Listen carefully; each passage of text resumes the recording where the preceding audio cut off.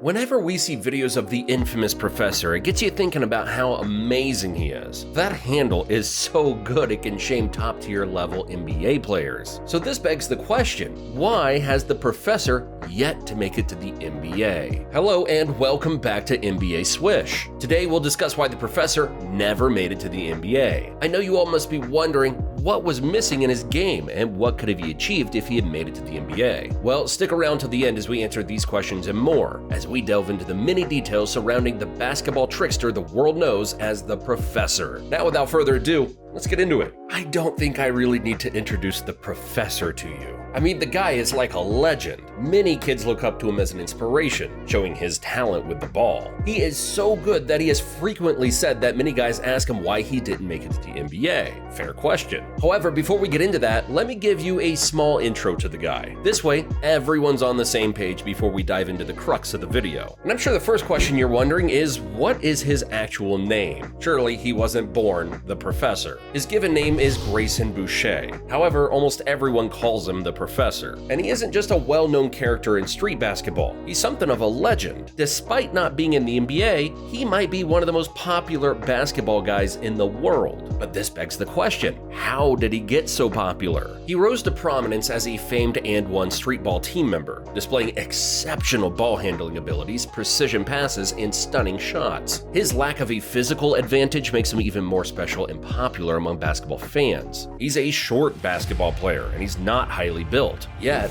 he manages to destroy any opponent standing in front of him. No wonder people are in awe of him. Despite failing to make the league, the professor's influence on the sport is unquestionable. Now that everyone is familiar with the professor, let's talk about what you've all been waiting for. While it is true that he is a fantastic player and easily better than most of us, it can still be argued he just wasn't good enough for the NBA when he was younger. Some of you professor fanboys will disagree with me, and that's fine, but I just don't think you understand how many levels above us mere mortals NBA players are. It's simply the pinnacle of basketball, and only the best of the best manage to play in it. Moreover, the competition is fierce and the skill pool is vast. You have to be crazy good and consistent to play in the NBA. And even then, there are only so many spots available on an NBA team. There are plenty of guys that are good enough to be in the NBA who aren't. But let us discuss the requirements for making it to the NBA. We know the professor has excellent handles and he can shoot the ball pretty well, but that's not only what the NBA requires. Size, athleticism, and basketball IQ are just a few characteristics that NBA scouts look for in prospective players. The professor might have the skills, but he needs to improve in these departments when you compare him to other NBA players at his age. While he had skills, he was pretty skinny and small, even for his height. Just compare him to players like Giannis. He could have all the skills in the world, but would quickly get physically destroyed. But no one could argue that we've had small, successful players before. For example, we had Nate Robinson,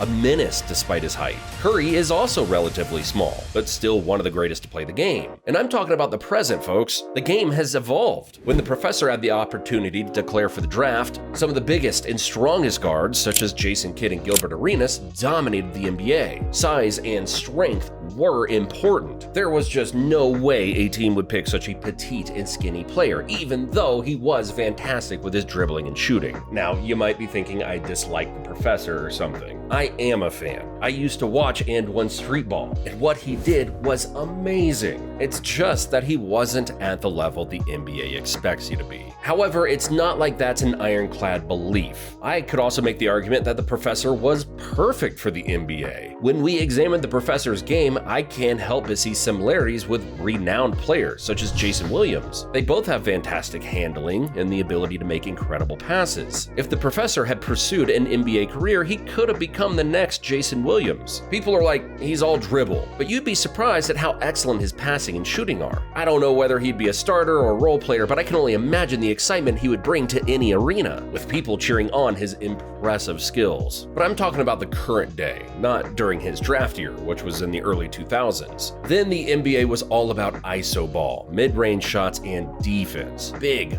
powerful guards ruled the court at this time. Just imagine a peak Shaq going against the professor. Honestly, I would have been scared for the professor's safety. And before you say it, smaller guards such as Isaiah Thomas and Nate Robinson were the outliers rather than the rule. And they also possessed something that the professor lacked: strength. We already talked about how the professor is not built to last an entire season consistently, and will probably get injured matching up against people twice or even thrice his size. However, he might have been able to make it nowadays. Unfortunately, he can't join. He's 39 years old, which is too old for the NBA anyways. If he wanted to play in the NBA, he would have had to do it in mid-2000s. People like LeBron and Tracy McGrady entered the league in those years. Who would you pick if you had to choose between LeBron and the professor?